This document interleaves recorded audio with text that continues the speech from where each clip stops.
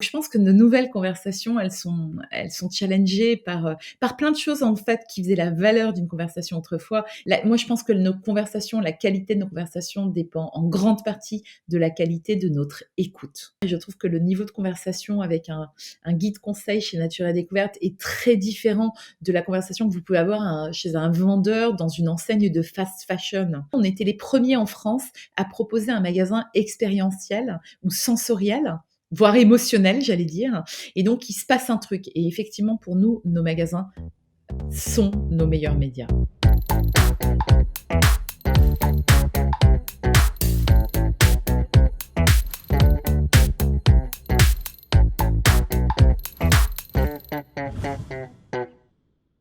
Bonjour à tous, je suis Hélène, directrice éditoriale à iAdvise. Je vous reçois aujourd'hui dans Conversation, le média d'iAdvise, la plateforme qui rend les marques conversationnelles. Et justement, dans Conversation CX, on vous parle d'expérience conversationnelle et d'expérience digitale avec les leaders de l'expérience client. Aujourd'hui, je reçois Fanny, la directrice de marque de Nature et Découverte. Bonjour Fanny, comment allez-vous ce matin ? Bonjour Hélène, bonjour à toutes et à tous. Très bien, merci beaucoup. Donc Fanny, comme je le disais, vous êtes la directrice de marque de Nature et Découverte, mais vous êtes aussi prof de soft skills à Sciences Po Paris. Vous êtes directrice de The School of Life Paris et également vous êtes une spécialiste de la conversation. Oui, en effet, j'ai fondé The School of Life Paris il y a maintenant 7 ans, qui est la branche française de la School of Life de Londres, qui est une école pour adultes pour apprendre ce qu'on n'apprend pas à l'école. Donc, on travaille notamment sur les soft skills et l'intelligence émotionnelle en entreprise et pour les particuliers. Alors, depuis 1 an, les cours se font beaucoup sur Zoom et finalement, ces cours sont plus des ateliers de conversation justement parce qu'on discute sans cesse, on demande des feedbacks, on fait interagir les gens entre eux pour éviter le penchant de ce qui est reproché souvent à l'école, c'est ce côté un peu top-down. Et j'ai rejoint Nature et Découverte il y a maintenant 2 ans et demi où je suis directrice de la marque. Donc, je m'occupe de tout ce qui est conversationnel avec les clients, on va dire. Donc, autant la communication, RP, corporate, que les réseaux sociaux et également tout ce qui est CRM, fidélisation, data et service et expérience client. Super. Bien, pour ma part, je vous ai découverte aux Audio Days lors de votre live sur l'engagement client. Et puis après, en faisant mes petites recherches, j'ai eu le plaisir de découvrir que vous étiez spécialiste de la conversation. Et en particulier, j'ai découvert votre conférence TEDx sur la conversation et également que vous aviez écrit un livre sur le sujet. Est-ce que vous pouvez nous en parler ? Mon livre s'appelle Trêve de bavardage. Retrouvons le goût de la conversation parce que je vois les machines à café derrière vous. En France, on dit rarement à quelqu'un faut qu'on parle ou alors on sent que ça sent le roussi. En général, on sait plutôt on va prendre un café, on va déjeuner, on va dîner et donc d'où cet intérêt pour le goût de la conversation parce que j'entendais souvent des gens se plaindre en disant mais c'était mieux avant les nouvelles technologies, avant les réseaux sociaux, etc.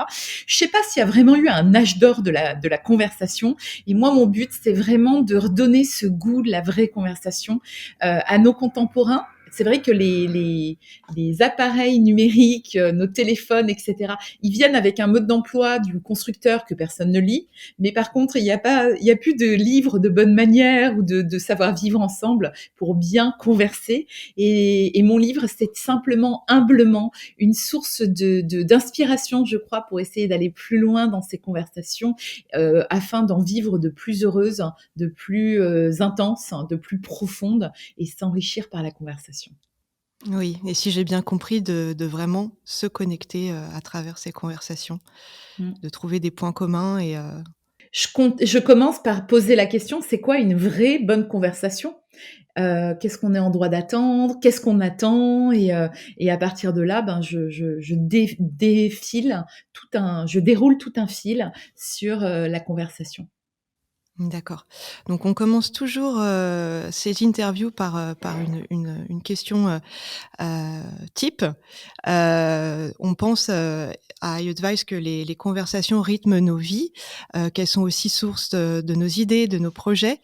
Donc quelle est la dernière conversation que vous avez eue et qui vous a changé ou donné une bonne idée ? Merci pour la question. J'en ai beaucoup parce que j'essaye alors je ne suis peut-être pas, parfaite, mais j'essaye en tout cas que chacune de mes conversations ait du sens. Alors c'est peut-être pas les conversations qui vont changer ma vie, mais en tout cas que chacune de mes conversations, fasse sens, ait du sens. Sinon je préfère, m'abstenir et je pense qu'on devrait être plus exigeant avec nos conversations. Appeler les gens juste pour, parler de la pluie ou du beau temps ou parler de petites choses, ne m'intéresse pas beaucoup. Je crois qu'aujourd'hui, la période aussi, elle nous invite à avoir des conversations beaucoup plus essentielles, se poser les bonnes questions et ne serait-ce que demander comment tu vas toi aujourd'hui. Ça peut être une vraie question. Il y a un an, on se l'a posée rapidement et peu importe la réponse. Aujourd'hui, ne serait-ce que demander comment tu vas toi aujourd'hui, c'est important. Et puis, je crois que la dernière vraie bonne conversation que j'ai eue, c'était hier soir avec ma sœur. On a suivi un cours de yoga ensemble à distance avec une prof que j'aime beaucoup et c'était sur le chakra de la voix. Et ma sœur est sage-femme. Et la prof soulignait justement que quand on est, la première chose qu'on fait, c'est qu'on utilise notre voix et on crie. Et du coup, j'ai une conversation passionnante sur justement le pouvoir de la voix dans nos vies, de la naissance jusqu'au bout. Et avec une sage-femme qui est ma sœur. Mais voilà, ça a donné lieu à une conversation incroyable et qui m'a énormément appris parce que je n'ai pas d'enfant moi-même Mmh. et qui m'a fait grandir, je pense. D'accord, c'est très intéressant. Hem, Maintenant, je voulais vous faire écouter un petit extrait sonore. Il s'agit de la journaliste, Céleste Headlee. Je ne sais pas si vous la connaissez? Mmh. C'est une journaliste américaine, qui a donné, comme vous, un TED Talk sur la conversation. Et elle a un premier conseil pour, les personnes qui veulent avoir une bonne conversation. Donc je vous fais écouter ça tout de suite. Honestly, if you just choose one of them and master it, you're already going to enjoy better conversations. Number one, don't multitask. And I don't mean just set down your cell phone or your tablet or your car keys or whatever's in your hand. I mean, be present. Voilà, donc son conseil, c'est, d'éviter le multitâche. Et aujourd'hui, avec les conversations à distance, on fait autre chose, on peut ne pas être concentré, en fait, devant son écran et personne ne le voit. C'est une des choses, qui changent dans nos conversations digitalisées. Est-ce que vous voyez d'autres choses qui changent et quels sont vos conseils pour avoir des bonnes conversations à distance? Bah, il y a plein de choses qui changent. Alors déjà, nous-mêmes, aujourd'hui, on se parle sur une plateforme où je vous vois comme si vous étiez en face de moi, mais en réalité, je regarde juste un écran plat, Oui. et en plus, je regarde pas vraiment ma caméra, je regarde l'image que j'ai de vous et ça change plein de choses parce que je pense que le regard est très important. Ensuite, l'écoute, quand on est en présentiel avec quelqu'un, on anticipe davantage quand il va prendre la parole, quand il va se taire, les silences aussi qui veulent dire beaucoup de choses et pour moi, l'ingrédient principal d'une conversation, c'est l'écoute. Donc je pense que nos nouvelles conversations, elles sont challengées par plein de choses en fait qui faisaient la valeur d'une conversation autrefois et qui aujourd'hui sont complètement chamboulées. Donc on apprend aussi d'autres choses, ça nous fait découvrir ou approfondir d'autres conversations. Moi, je sais qu'autrefois, quand je commençais les meetings avec mon équipe, je passais pas autant de temps sur la partie comment allez-vous, comment va votre équipe, apprendre vraiment des nouvelles des gens, alors qu'autrefois, bon, ben, on se voyait au bureau, si quelqu'un avait l'air un peu déprimé ou quoi, je le sentais tout de suite, alors que sur Zoom ou par téléphone, c'est beaucoup plus difficile à savoir. Et je trouve qu'on doit être vigilant avec les signaux faibles aussi qui peuvent se développer parfois au sein des équipes ces derniers mois. Donc je pense que tout est bouleversé aujourd'hui et d'où l'intérêt de s'interroger sur les conversations et revenir à la base de la conversation qui est l'écoute, la présence. Moi, je pense que nos conversations, la qualité de nos conversations dépend en grande partie de la qualité de notre écoute. Et aussi, aujourd'hui, la conversation, comme on vient de le dire, se digitalise. Elle passe aussi beaucoup par les messages, par le messaging. 42 millions de messages sont échangés chaque minute dans le monde, rien que sur WhatsApp. Alors, je voulais vous demander, est-ce qu'on peut créer des liens, heu, véritables et avoir des bonnes conversations, sur ces fils de discussion qui s'échangent partout à travers le monde? Alors, dans les 42 millions, j'aimerais savoir combien sont des gifs ou des émoticônes. Il y en a peut-être une bonne partie aussi. Bon, en effet, ça peut sembler un petit peu compliqué ou un petit peu schématique. Je pense que ce qui change avec les nouvelles manières de communiquer, telles que WhatsApp que vous avez cité, mais on en a plein d'autres, hein, Telegram, voilà, tous les réseaux sociaux, etc. C'est l'immédiateté aussi. Ma première startup s'appelait Lettres d'un inconnu, donc j'ai beaucoup réfléchi sur la correspondance. Autrefois, on s'asseyait à une table, on choisissait sa plus jolie plume, un joli papier, et on prenait le temps, voire des heures, pour s'épancher, et puis on envoyait cette lettre qui arrivait quand elle arrivait. Voilà. Aujourd'hui, tout est bouleversé. Moi, je pense que le rythme a changé pour le meilleur et pour le pire aussi, mais pour le meilleur, pourquoi pas? Parce que ça permet d'avoir des vraies conversations, ce que les lettres étaient peut-être, mais c'était beaucoup plus lent, beaucoup plus profond. La personne pouvait mourir entre-temps, que sais-je. Alors que là, moi, je sais que j'ai vécu longtemps à l'étranger et j'ai des amis que je n'ai pas vus depuis des années et avec qui, néanmoins, je garde contact grâce à ces nouveaux moyens de communication.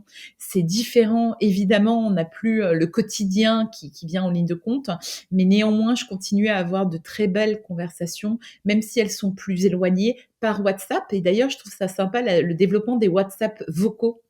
Alors, il y en a qui vous font un WhatsApp vocal de 4 minutes. J'en ai reçu un la semaine dernière. C'est pas possible. Oui. Mais en tout cas, le WhatsApp vocal, j'aime beaucoup. Ça me permet d'entendre la voix, la tessiture, le ton, le sourire même, parce qu'un sourire, ça s'entend, de la personne au téléphone. Donc, moi, je les condamnerai pas. Je trouve que c'est simplement une autre manière de communiquer. Et comme tout, elle mérite d'être réfléchie peut-être, et pas de se lancer comme ça à corps perdu. Moi, j'ai horreur des quelqu'un qui vous envoie 10 petits messages de 2 mots à chaque fois pour vous dire coucou, ça va? Et toi? Nana. Alors là, non, c'est stupide. Moi, je continue à écrire des pavés de texte, même en WhatsApp, et à avoir de très bonnes conversations. Et j'ai rencontré des gens à distance depuis 1 an, par des messages, par des WhatsApp, par des emails, des échanges qui sont prolongés sur Zoom. Alors pas encore dans la vraie vie, parce que souvent il y a la distance physique, mais que je trouve également très intéressant. D'accord, et est-ce que sur ces supports également, vous avez des petites astuces pour vraiment se connecter et avoir des bonnes conversations? Mais je dirais, c'est peut-être les mêmes choses que celles dans la vraie vie, mais amplifiées. Parce que, si vous étiez, quelqu'un qui écoutait bien dans la vraie vie, je trouve qu'aujourd'hui encore, mais il faut peut-être encore plus d'attention au téléphone pour entendre les silences, les soupirs, les non-dits. Finalement, ça nous invite à être beaucoup plus intelligents, beaucoup plus résilients aussi, et beaucoup plus empathiques également. Parce qu'il y a des silences qui en disent long, mais qu'on n'écoute peut-être pas assez.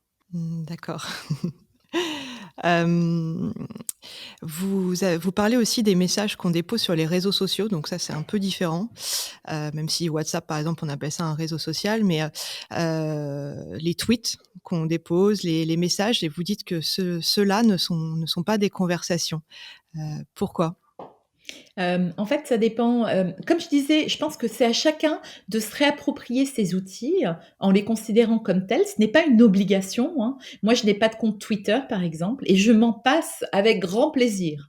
Ça fait quelques mois que j'ai installé Telegram, mais en fait, je n'y vais pas, ou j'y vais 1 fois par semaine. Ça ne m'intéresse pas non plus.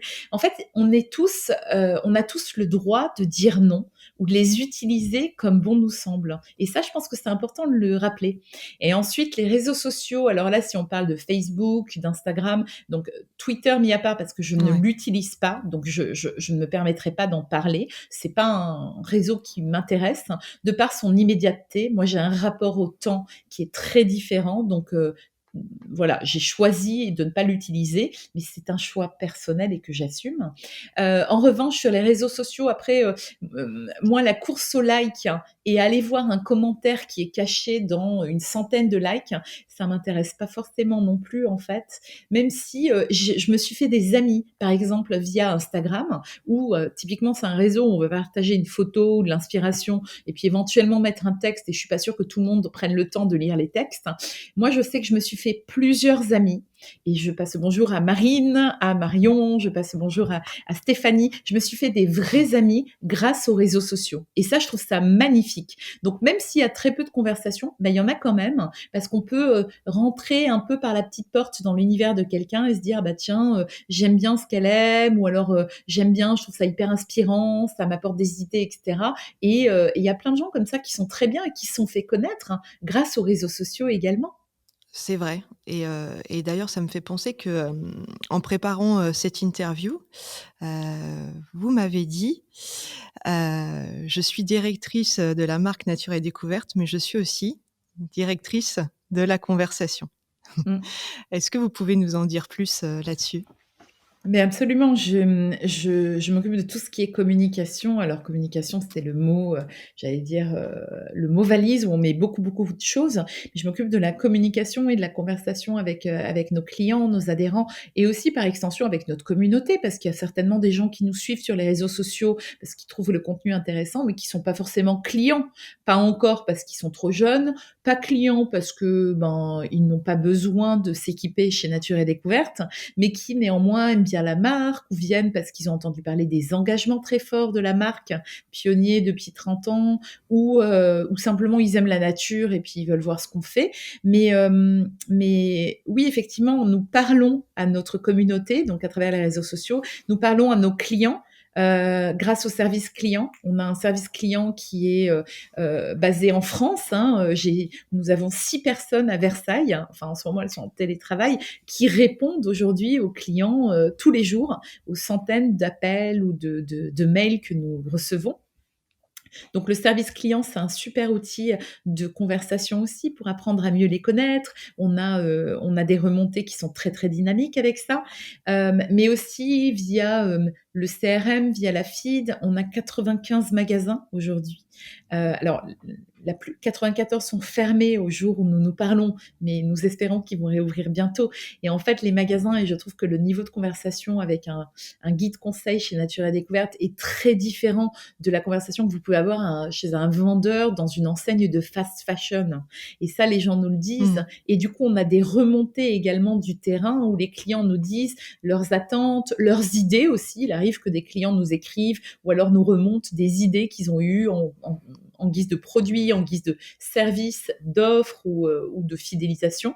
Et puis ensuite, on envoie quand même plusieurs millions d'e-lettres par mois comme le font chacune des marques, pour informer les Mmh. clients. Alors, ce qui est intéressant, c'est que nous, on mêle contenu engagé et produit. C'est pas des emails juste sèches, j'allais dire, de produits comme ça pour dire voilà, nous avons lancé ça, ça, ça. C'est déjà on mêle l'engagement à nos produits.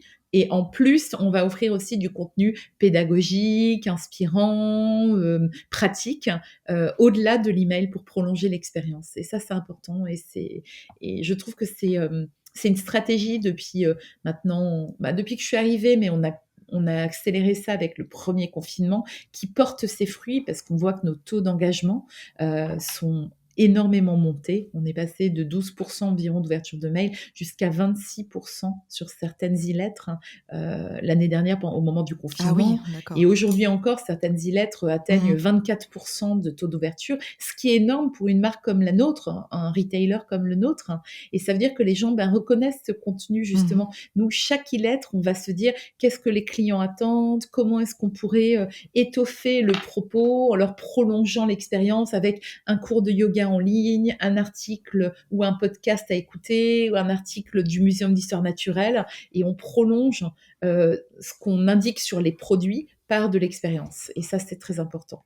Et si on revient justement sur, le magasin physique, vous nous disiez que vos vendeurs sont des vrais experts et passionnés, des produits, de Nature et Découverte, rappelons-le, des produits, naturels et de bien-être. Est-ce que vous leur donnez des règles, des guidelines pour justement avoir des conversations, intéressantes avec, les clients et les Oui. engager? La formation, c'est quelque chose qui est très important chez Nature et Découverte parce qu'on aime bien embaucher des personnalités. C'est vrai qu'on n'est pas vendeur chez Nature et Découverte comme on peut l'être, ailleurs, j'allais dire, sans citer, Mmh. d'autres enseignes ou quoi, mais on n'a pas le même profil. Nous, on a des vendeurs avec déjà des profils, des backgrounds, des histoires hyper riches.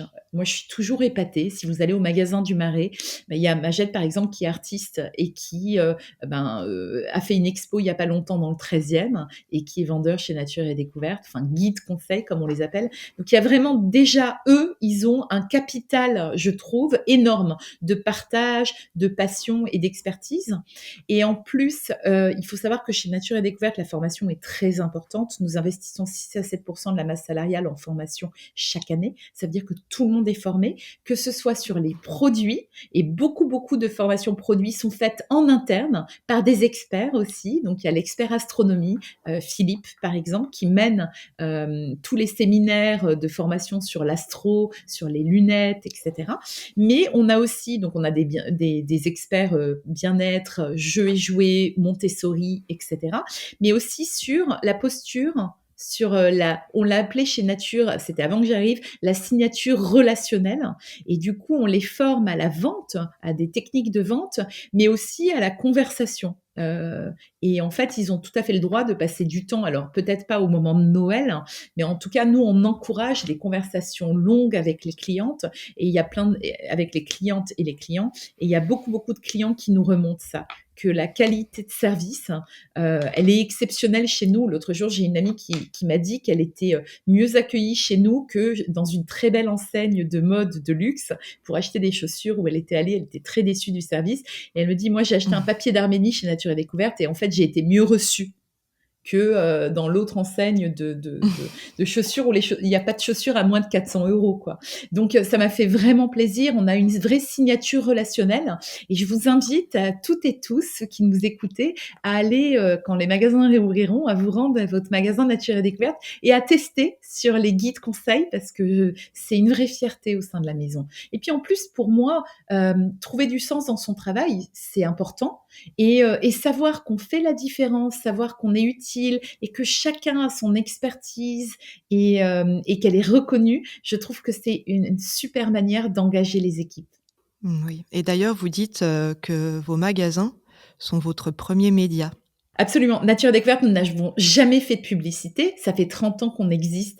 On n'a jamais fait de pub. Vous n'avez jamais vu de page de pub dans un magazine ou sur un abribus ou au cinéma ou à la télé. Tout d'abord parce que le fondateur, initialement, n'aimait pas la publicité. Et puis en plus, la publicité, c'est des budgets énormes que nous, on préfère accorder ailleurs. Donc très tôt, dès 1994, la boîte avait 4 ans, le fondateur avait créé une fondation d'entreprise à laquelle on donne 10% de nos bénéfices nets, hein. Fondation Nature et Découverte qui existe encore, qui a 27 ans aujourd'hui et qui travaille encore sur 2 axes majeurs, la biodiversité et la pédagogie active au contact de la nature. Donc en fait, il y a des choix qui ont été faits, des choix historiques et qu'on ne remet pas du tout en cause parce qu'en fait, on est plutôt d'accord avec ça. Et nous, on se dit qu'avec 94 magasins en France, enfin, dont 4 en Belgique, 1 au Luxembourg, en fait, on a une force de frappe incroyable parce qu'on est partout. On est dans toutes les grandes villes ou les périphéries. Et en fait, quand vous avez plus de 30 millions de visiteurs par an qui franchissent la porte d'un Nature et Découverte, on se dit que nos magasins, effectivement, sont le meilleur média. Et puis, ils sont reconnus en tant que tels. En plus, entrer dans un magasin Nature et Découverte, il se passe quelque chose quand même. On sent tout de suite qu'on est ailleurs. On n'est pas dans une autre enseigne. Il y a l'odeur qui est la même depuis 30 ans, qui est l'odeur de cèdre de l'artisan Esteban. Donc, c'est la même odeur depuis 30 ans dans tous nos magasins. Il y a le côté aussi expérientiel. En fait, il y a tous vos sens qui sont attisés. Autrefois, on vous offrait du thé. On offre des milliers de litres de thé chaque année. Alors, on a dû suspendre ça avec le Covid. Il y a de la musique, il y a des chants d'oiseaux, de la nature ou de la musique entraînante. Vous avez une expérience, vous pouvez goûter, écouter, toucher également avec le Covid, on a mis un holà un petit peu, mais voilà, ça reviendra. Donc on a un magasin, on était les premiers en France à proposer un magasin expérientiel ou sensoriel, voire émotionnel, j'allais dire. Et donc il se passe un truc. Et effectivement, pour nous, nos magasins sont nos meilleurs médias. Et nos guides conseils sont nos meilleurs ambassadeurs. Vous m'avez donné une transition parfaite avec une question extérieure. Je vais vous faire écouter un son de nouveau qu'on a reçu d'un ami qu'on a en commun, Fanny. Il s'agit de Quentin Franck, le directeur marketing d'Intuiti. une agence digitale, qui a une question pour vous. Donc, je vous la fais écouter tout de suite. Salut Fanny. Alors je me posais une question. Tu parlais d'expérience omnicanal. Est-ce que l'expérience qu'on a aujourd'hui en magasin, quand on va chez Nature Découverte, c'est-à-dire le parfum, les petits carillons qui font cling, cling, cling, cling, cling, cling, il y avait aussi les petits oiseaux avant, je crois, qui sont plus là, qui faisaient dès que tu entrais dans le magasin. Est-ce que demain, on va retrouver cette expérience sur le web, sur votre site e-commerce?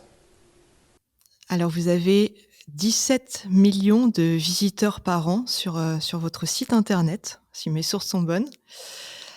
Comment vous faites pour prolonger cette expérience de marque sur le digital? Ah, c'est une excellente question. Alors, nous avons fait une refonte du site internet il y a 3 ans maintenant et à l'époque, on avait travaillé avec un cabinet luxembourgeois qui travaille en neurosciences pour voir comment ajouter, de l'émotionnel.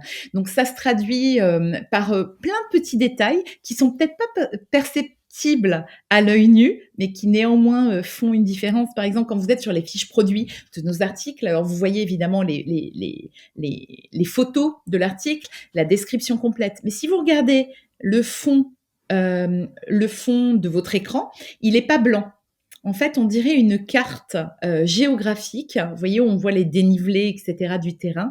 C'est autant de petites choses qui permettent d'habiller l'espace. Les gens ne s'en rendent pas compte, mais néanmoins, je pense que inconsciemment on le remarque. Il y a une ardoise, si vous voulez, le cartouche du dessus, c'est un cartouche qui est a priori noir. Quand on le regarde de plus près, en vérité, c'est une petite ardoise. Et d'ailleurs, on voit le sable qui s'efface en fait au fur et à mesure qu'on navigue. Donc, il y a plein de choses qui avaient été mises en place avec ce cabinet neurosciences luxembourgeois pour mettre de l'émotionnel quand même sur un site internet. On s'est posé la question des oiseaux et de la nature. Mais en fait, d'une part, il y avait la vitesse de chargement des pages n'était pas optimale pour le moment. Et en plus, on s'est rendu compte que sur les bêta-tests qu'on a fait, beaucoup de gens la coupaient finalement et que ça gênait plus qu'autre chose les clients de leur imposer un peu une musique comme ça, de naviguer. Donc du coup, on se pose la question de comment est-ce qu'on peut prolonger cette expérience magasin. C'est plein de petites choses qu'on fait. Et maintenant, vous dire que demain, quand vous vous connecterez au site, vous sentirez le cèdre de Esteban ou alors vous entendrez des oiseaux. On n'y est pas du tout clairement. Mais en tout cas, ce qui est incroyable, c'est tout le travail qui est fait depuis 1 an avec l'équipe digitale pour améliorer l'expérience client, repenser le parcours client. On est en train de refondre ça aussi. Voilà. Mais après, mettre de l'émotionnel, je pense que ça passe aussi beaucoup par les mots, par les photos. Donc, on est en plein travail là-dessus également avec mon équipe et évidemment en coordination avec l'équipe digitale. Donc, ça, c'est en train de... Ça vient. Voilà. Et on en a parlé un peu tout à l'heure, mais la relation client qui se digitalise, si vous aviez, je sais pas, 3 piliers pour engager et fidéliser vos visiteurs donc en ligne, quels sont-ils? Ah, bonne question. Moi, je dirais, la confiance, parce que c'est une confiance qui s'est établie depuis 30 ans, hein, on n'est pas un nouveau player sur le marché, donc il y a quand même, une histoire, un historique et nous, pour nous, c'est important de capitaliser là-dessus pour accompagner encore aujourd'hui, au quotidien, nos clients ou nos communautés pour des choix éclairés. Ensuite, c'est, je dirais, l'empathie ou la compréhension fine des besoins du client pour essayer, voire même de les anticiper avant même qu'il les ressente. Et puis ensuite, je trouve que c'est aussi la transparence. Aujourd'hui, c'est important d'être transparent sur où nous en sommes, l'impact écologique de nos produits. On va l'intégrer, c'est dans un des chantiers que nous avons sur les fiches de chacun de nos produits, pour vraiment que les gens comprennent. En fait, chez Nature et Découverte, alors quand on a des magasins qui font 300-400 mètres carrés, on ne peut pas proposer 50 000 références, hein, on n'est pas Amazon. Voilà, il faut faire des choix. Et en fait, je pense que ce qui est important, et là on va travailler davantage encore, c'est pourquoi est-ce qu'on a fait ces choix. Partager, nous on a une liste en interne de 27 critères rédhibitoires. Ça fait des années qu'on travaille avec et on la met à jour sans cesse. Mais néanmoins, on se rend compte que c'est important de l'expliquer aux clients parce que nous, on travaille avec, mais eux, ils le savent pas forcément. Et aujourd'hui, aujourd'hui, on est à l'ère de la transparence. Il y a beaucoup de marques qui sont très agiles parce qu'elles sont aussi beaucoup plus petites et qui, du coup, communiquent énormément là-dessus, alors que nous, on le fait, mais on communiquait pas forcément dessus. Donc, après, on a tellement de choses à dire qu'il faut les hiérarchiser, mais on travaille vraiment sur tout ce chantier de transparence parce qu'en fait, on les a profondément et le label B Corp, qui est super dur à avoir, nous, on l'a fièrement depuis 6 ans déjà. On est B Corp depuis 2015 et on a repassé l'audit B Corp parce que c'est tous les 3 ans, il y a 2 semaines. Donc, nous, on en est vraiment fiers. Ça veut dire que derrière, c'est pas du greenwashing. On les a vraiment, on les respecte et on se challenge sans cesse. En revanche, on a tellement de choses à dire sur plusieurs catégories que c'est moins facile que pour un pure player qui va vendre une famille monoproduit, j'allais dire, de s'exprimer là-dessus. Donc ça, c'est quelque chose sur lequel on travaille. D'accord. Confiance, empathie et transparence. Quand vous avez parlé d'anticiper, éventuellement les besoins des clients ou d'anticiper leurs désirs, est-ce que vous avez, des outils pour écouter la voix du client? Alors aujourd'hui, on a les remontées beaucoup du service client, qu'on a upgradé d'ailleurs en service client et expérience client. Ensuite, en magasin, en fait, on a aussi un peu essayé de fluidifier ces remontées des clients. Donc là, c'est vraiment des remontées qualitatives parce que les clients nous parlent. Je ne sais pas combien d'heures de conversation chaque jour en magasin, mais voilà. Et là, on est en train de s'interroger sur quels outils on va mettre en place effectivement au niveau du siège pour avoir encore plus de remontées sur écouter la voix du client justement. Donc on travaille sur un déploiement parce qu'on fait des études qualitatives ponctuelles, mais on s'interroge sur est-ce qu'il nous faudrait un outil pour avoir aussi permettre aux clients de remonter plus facilement encore leur feedback sans passer par le vendeur, par le guide conseil. Très bien Fanny. Cette interview touche à sa fin. Pour finir, je voulais vous poser une question. Est-ce que il y a un projet, quelque chose qui vous tient à cœur, dont vous aimeriez nous parler? Ah, très bonne question. C'est difficile de trier, de choisir, c'est renoncer parce que entre la recertification B Corp, on se pose aussi pas mal de questions sur d'autres choses. Là, on vient de terminer le COMEX de la Fondation Nature et Découverte avec tous les projets 2021 et c'est passionnant. On est en train de choisir quel sera l'arrondi national à partir de septembre dans nos magasins parce qu'en fait, pour nous, c'est important d'être engagé, mais d'engager aussi notre communauté et nos clients. Donc ça m'excite pas mal en ce moment. Ce qui m'excite aussi, c'est l'intégration à ce grand groupe. On a été racheté par la Fnac il y a 1 an et demi maintenant. Nous avons une nouvelle directrice générale qui vient d'arriver depuis 1 mois. Depuis 1 mois, jour pour jour, quasiment. Et du coup, je trouve que ça, c'est hyper excitant aussi parce qu'on avait un dirigeant brillant qui était Antoine. Là, on a maintenant une femme tout aussi brillante à la tête de Nature et Découverte. Et du coup, en fait, moi, ce qui me passionne en tant que directrice de la marque et membre du CODIR, c'est comment est-ce qu'on change sans trop changer, mais comment est-ce qu'on se met en marche pour les 5 prochaines années en tout cas. Donc moi, à ce titre-là, c'est vraiment ce qui me passionne. Et ensuite, au sujet des équipes, on travaille énormément sur la multicanalité et ça veut dire acculturer les équipes au digital. On n'a pas tous les mêmes cultures digitales, voilà. Et puis aussi, c'est comment j'embarque les équipes de tous âges et de tous bords pour justement amplifier cette expérience en ligne et qu'elle conserve toute la saveur et la qualité de l'expérience en physique. Donc en ce moment, on est en train de retravailler tout le ton de marque, la ligne éditoriale, j'allais dire, de Nature et Découverte. Et c'est pas facile quand on vend aussi bien de l'outdoor, du zéro déchet ou du Montessori ou du yoga. C'est pas facile de retravailler globalement cette éditorialisation du ton de marque.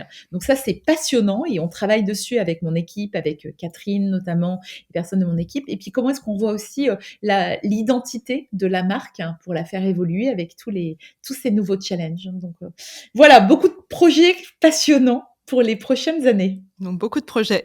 Oui. Ouais. Très bien. Merci beaucoup Fanny parce que je suis contente. On a réussi à parler de la conversation. On a réussi à parler de la conversation et de son impact pour Nature et Découverte. Voilà. Donc merci beaucoup pour cette excellente conversation. Merci beaucoup Hélène pour cette conversation et à bientôt. À bientôt. Merci à tous. Merci d'avoir écouté cette interview. Vous pouvez la retrouver sur notre site internet conversation.iadvice.com. Pour nous suivre, il y a les réseaux sociaux, Twitter, Instagram, ainsi que LinkedIn. Et également, vous pouvez vous abonner à nos chaînes YouTube, Spotify, Google et Apple Podcast. La conversation continue avec iAdvice.